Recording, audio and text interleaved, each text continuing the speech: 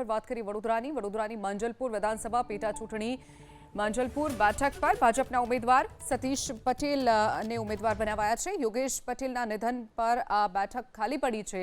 13 જુલાઈ ઉમેદવારી પત્રક ભરવા માટેનો છેલ્લો દિવસ છે। 30 જુલાઈએ માંજલપુર બેઠક માટે મતદાન યોજાવાનું છે। તેના પૂર્વે ભાજપે પોતાના ઉમેદવાર જાહેર કર્યા છે। 3 ઓગસ્ટે પેટા ચૂંટણીનું પરિણામ જાહેર થવાનું છે। તેમની સાથે વાત કરીશું। સતીશભાઈ, સિનિયર ધારાસભ્ય યોગેશ પટેલના નિધન બાદ પેટા ચૂંટણી અને તમને જવાબદારી મળી છે, તમારા નામનું જાહેરાત થઈ છે, શું કહેશો? સર્વપ્રથમ પ્રતિક્રિયા। બસ, ભારતીય જનતા પાર્ટીએ જે રીતે સંગઠનમાં મારી પર વિશ્વાસ મૂક્યો 32 વર્ષથી, એ જ રીતે આજે માંજલપુર વિધાનસભાની મને જવાબદારી આપી છે।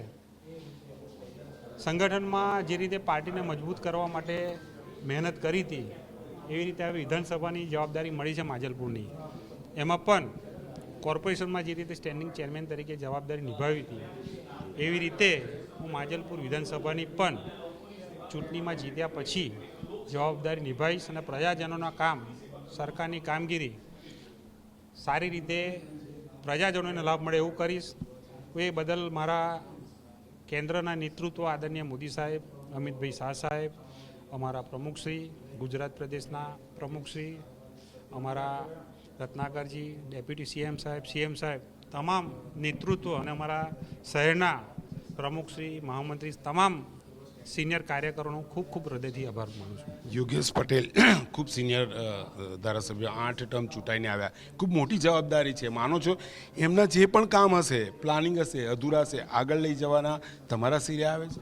100% પાર્ટીના અધૂરા કામો પૂર્ણ કરવા માટે આજે મેં કોર્પોરેશનમાં કામગીરી કરી છે સ્ટેન્ડિંગના ચેરમેન તરીકે, એટલે મને કામ બાબતે કોઈ જાતનો એ નહીં થાય અને હું પોતે કામ માટે ઇન્ટરેસ્ટેડ છું, મને પોતાને ધગશ છે કામ કરવાની। એટલે જે અમારા કાકાના અધૂરા કામ છે એ 100% પૂર્ણ કરીને હું બતાવીશ। કોઈ માંજલપુરના કાકા તરફથી અધૂરા કામ રહી ગયા હોય અથવા તમારી નજરમાં હોય જે આગળ લઈ જવા જરૂરી છે માંજલપુર વિધાનસભા ક્ષેત્રના લોકો માટે, એ હું મારા કાર્યકરો જોડે બેસીશ એટલે તરત ખબર પડશે, વિસ્તારમાં ફરીશ તો બી તરત ખબર પડશે અને મને પોતાને કામ કરવાની ધગશ છે। હું ફિલ્ડમાં ફરીશ એટલે તરત આઈડિયા આવી જશે। મને કોઈ કહેશે કે નહીં કે મારે ભારતીય જનતા પાર્ટીએ મને જે જવાબદારી આપી છે એ મારે ખૂબેહૂબ નિભાવવાની છે। સારું, હવે કોંગ્રેસના પણ નામ જાહેર થશે, સાથે અન્ય પાર્ટી અથવા અપક્ષ જે પણ છે, કઈ રીતે સતીશ પટેલ લડત આપશે? જીતનો કેટલો વિશ્વાસ? મારા ભારતીય જનતા પાર્ટીના કાર્યકરો પર મને પૂર્ણ વિશ્વાસ છે। આ સતીશ પટેલ નથી લડતા, કમળ લડે છે, એટલે 100% કમળ કોંગ્રેસને આપ કોઈ પણ હશે એને જમીન દોસ્ત કરી દેશે। સારું, મારો છેલ્લો સવાલ, માંજલપુર વિધાનસભાના જે મતદારો છે એમને તમારો શું મેસેજ?